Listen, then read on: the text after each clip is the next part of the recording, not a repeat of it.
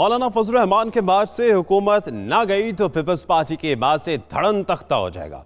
रहनुमा peoples party कमर जबान कायरा कहते हैं कि आसिफ अली जरदारी की सेहत तेजी से गिर रही है। हुकूमत जाती मालिज को आसिफ जरदारी के मायने करने की इजाजत नहीं दे रही। उन्होंने ये बातें कुछ यूं कही। कोई मेडिकल फैसिलिटी प्रॉपरली नहीं दी गई, जिसके नतीजे में उनकी सेहत बड़ी तेजी से गिरी। प्राइवेट डॉक्टर्स जो उनके जाती मुआलिज हैं, जिनसे वो पहले इलाज कराते हैं, उनको उस बोर्ड में शामिल किया जाए या प्राइवेट बोर्ड हमें तश्कील दे के उनको एग्जामिन करने का मौका दिया जाए।